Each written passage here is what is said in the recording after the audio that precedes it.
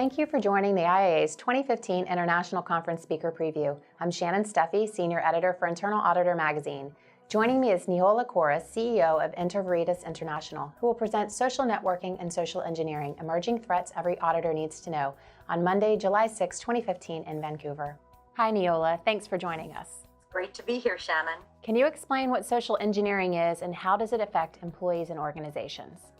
Yeah, social engineering in a nutshell is really the ability to manipulate other people to gain information from them. So it's an often deployed tactic now in order for cyber hackers to go in and to try and penetrate not only organizations, but sometimes even interesting or compromised individuals. So for example, in my estimation, 90% of the major hacks that exist usually occur because of a social engineering attack. And what do I mean by that? The social engineer will sometimes go in and send a phishing link to an employee's email account. The other thing that happens that isn't necessarily social engineering, but social engineering can help, is how they will try and penetrate various passwords as well. There have been a couple of instances, for example, with the IRS a few years ago, where social engineers would call staff at their desks and say that they were representing the tech department or the IT department, and they would ask people to log into their accounts, and as they were there to monitor and see if there were any risks to the accounts, they'd ask users to change their password to the digits 1, 2, 3, 4. And 87% of users actually changed the password. So it really allowed people access to be able to hack. The Sony hack, for example, has been attributed also to a phishing link being clicked by a staff member. So it happens all the time, and sometimes there are simple things. For more complex hacks, a person or a social engineer will actually look into people's social networking accounts and attempt to emulate some of their behavior or learn about them through social media in order to be able to invade their organizations. Surveys have suggested there are still a large number of organizations that have not developed a social media policy. Why is that? Well, sad but true. I think in the great part, people don't understand the significance of having a social media policy. A lot of times it also comes from upper management where they say, don't really understand this social media and how much impact can it really have? Why do we need comprehensive policies? I interviewed several financial institutions in North America last year, and it was interesting that in the majority of cases, most of their social engineering policies only really covered who was responsible for being the spokesperson of the organization. So I really think it is, sometimes reduced by senior management as being just a small component of what the company does, and why should it really have its own policy? But I think what's interesting is as risks grow, I think there is becoming a greater realization for the need of the social media policy.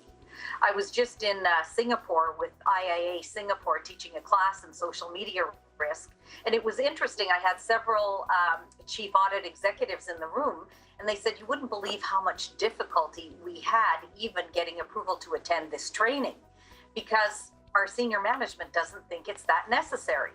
And my response was, that's right, until there's a scandal. And 3 of them actually nodded their heads and they said, that's the reason we're here. Having seen many social media policies, what have some of the more successful ones looked like? That's a great question. Well, not only would it cover what the organization's message is, who the spokespeople are, but also it would cover what the allowable staff behavior is on social media. A lot of organizations say, well, we kind of have that covered because we cover it in our code of conduct. But I can tell you by looking at and investigating some of these breaches that staff don't necessarily tie the code of conduct to that social media policy. Also, within the social media policy, the corporation can't just say staff members can't engage in social media with reference to the company. because there are certain regulations that allow people to mention certain things on social media regarding their employers. But organizations that have great social media policies and great levels of staff engagement actually lay all of that out in one document. The other thing that's really crucial is, what is the crisis management plan? If there is some sort of social media breach, how is it going to be handled? Who does it go to? And what's the chain of command? And how is the information rolled out? What are some of the legal implications from sensitive company information being leaked via social media? Several. All kinds of issues emerging. Certainly the possibility of litigation is number one. Various legislation exists depending on what state, what country you're in, also on how you inform any of the possible breached individuals of what the level of breach is. Some corporations have just sent out blanket notices of breaches, and in certain states that's determined not to be efficient. In some cases, what it has to do is actually identify the individual. It actually has to tell them what records may have been compromised and what information has been compromised as well. So it's really understanding what the legal terms are in terms of where the breaches occur and what the requirements are to inform people. So there's also issues surrounding any kind of regulatory breaches as well in the legal component. What are some of the legal implications from sensitive company information being leaked via social media? There are a few. Number one is who is acting on behalf of the organization.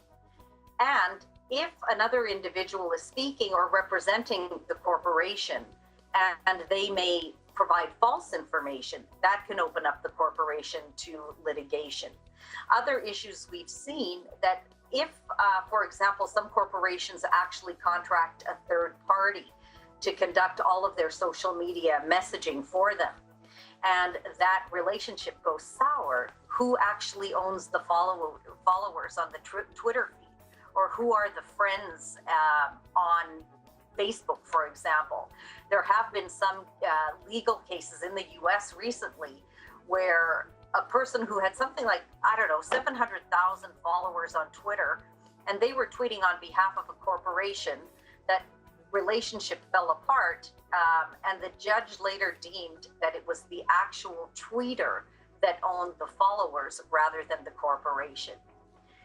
Other things that we see is we need to make sure that the corporation also owns their social media profiles for similar reasons like I had just mentioned to you before. But those are issues.